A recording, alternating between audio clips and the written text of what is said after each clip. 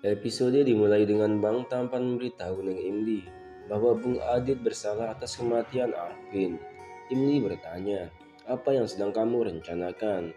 Bang Tampan meminta Neng Imli untuk tidak mencampuri urusannya. Nenek sihir datang meminta Imli turun untuk sarapan.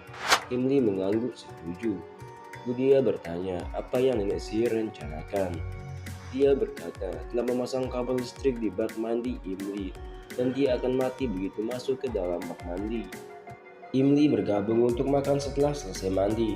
Nenek sihir terkejut melihat Imli sehat walafiat dan bertanya, apakah kamu tidak mandi? Imli mengibaskan rambutnya dan berkata, aku sudah mandi. Budia penasaran, kenapa Imli tidak kesetrum? Budia pergi untuk periksa bak mandi. Budia berteriak karena tersengat listrik. Semua orang bergegas menghampiri Budia untuk melihat kondisinya. Aryan bertanya pada Budia, apa yang kamu lakukan di kamar mandiku? Nenek sihir berkata, Budia sakit perut dan perlu ke WC, dan kamar mandimu lah yang paling dekat. Sekain beralih ke Emily yang sedang menanyai Aryan tentang kematian Arvin. Aryan mengatakan, Arvin adalah CEO yang baik hati dan sangat menghormati karyawannya. Tiba-tiba ada seseorang yang menyebarkan rumor palsu tentang Arvin. Emily bertanya, siapa yang melakukan itu? Aryan mengatakan bahwa Adit menyebarkan rumor palsu melalui laporan palsunya. Emily bertanya, pada tahun berapa Arvin mendapatkan keuntungan besar dan apa rencana masa depannya? Aryan melihat Arvita menangis dan memperingatkan Emily untuk berhenti. Emily memberitahu Arvita bahwa dia ingin mencari tahu kebenaran di balik kematian Arvin. Aryan marah besar dan meminta Emily untuk membiarkan Arvita pergi. Emily terus bertanya dan menghiraukan perkataan Aryan. Aryan kesal dan pergi sambil menangis. Setelah itu, Emily pergi ke kantor untuk mencari artikel tentang Arvin dan tidak menemukannya di seluruh ruangan rekaman. Neng Imli mengunjungi pabrik reaktor, kemudian dia menanyai satpam pabrik. Satpam mengatakan, Arvin adalah orang yang sangat baik. Pam menangis mengingat Arvin dibakar hidup-hidup di dalam mobil dan di depannya. Imli bertanya, apa kamu kenal beberapa wartawan? Imli mengingat, Adit membakar fire Arvin dan berpikir Bung Adit tidak akan membantunya. Jadi dia perlu mencari wartawan lain. Setelah mewawancarai Satpam, Neng Imli pulang. Narmada memberitahu Imli dan Aryan bahwa Arparna mengundang mereka untuk ritual Pagvera. Aryan dan Imli kemudian bersiap-siap untuk pergi ke rumah Tripati. Aparna senang melihat Imli dan Aryan melakukan ritual penyambutan. Acara ritual berlangsung. Imli kepikiran untuk pergi mewawancarai Bung Adit. Dia pergi menutup pintu kamarnya. Bung Adit bertanya, apa yang kamu lakukan di sini? Imli berkata, aku ingin bertanya tentang Arvin. Dia memberikan foto yang dia jepret. Imli memeriksanya.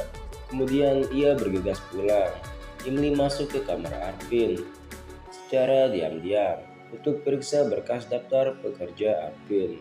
Kemudian melihat laptopnya. Imli senang karena sudah menemukan bukti yang dia cari.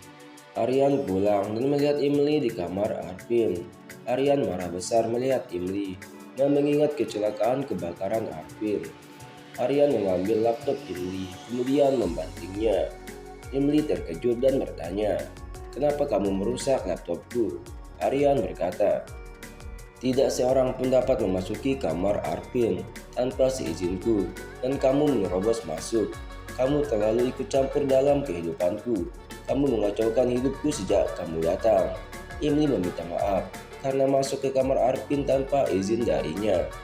Aryan menyeret Imli keluar dari kamar Arvin dan memperingatkan Imli untuk tidak memasuki kamar Arvin lagi. Kita beralih ke Narmada yang tiba-tiba sakit. Arvita memberikan air.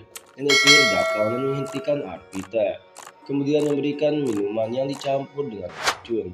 Nenek sihir berbohong bahwa itu adalah air jahe untuk melegakan tenggorokan. Narmada kemudian meminumnya. Kemudian menegur Narmada karena terlalu membebaskan Emily. Nenek sihir berkata, tugas seorang menantu adalah melayani ibu mertuanya. seperti halnya Budia melayanimu. Kondisi Narmada memburuk setelah meminum minuman yang dicampur racun. Arpita menelepon apotek dan memarahi mereka karena tidak memiliki obat untuk Narmada. Budia bersembunyi, menelepon apoteker dan memintanya untuk mengantarkan obat secara pribadi. Kondisi Narmada semakin memburuk. Apoteker mengantar obat, Budia menerimanya. Nenek sihir berteriak obatnya sudah sampai tepat waktu. Arpita bertanya apakah Imli sudah datang. Badima mengatakan, tidak, Imli belum datang. Aryan di tempat kerja mengkhawatirkan Imli. Aryan mencetak foto pernikahannya dan meletakkan dalam bingkai foto. Aryan menelepon Imli, tetapi nomornya tidak bisa dihubungi. Arpita menelepon Aryan dan memberitahu bahwa kondisi ibunya memburuk. Aryan langsung bergegas pulang. Sesampainya di rumah, Badima mulai menjelek-jelekkan Imli. Aryan berkata, jangan menghina Imli. Aku tahu Imli lebih menghargai keluarganya. Budia memberikan obat dan mengatakan, dia mencarinya di media sosial dan mendapatkannya dari salah satu pengikutnya. Aryan memberikan obat kepada Narmada dan memintanya untuk beristirahat. Aryan berterima kasih kepada Budia karena telah mencarikan Narmada obat. Budia memegang tangan Aryan dan mulai menggodanya sambil berkata, sama-sama Aryan baby. Budia sangat senang karena Bang Aryan memperhatikannya. Arpita berkata, mereka harus membiarkan ibu beristirahat. Terima kasih untuk waktunya. Jangan lupa untuk tekan tombol subscribe di bawah video. Dan sampai ketemu lagi di episode selanjutnya.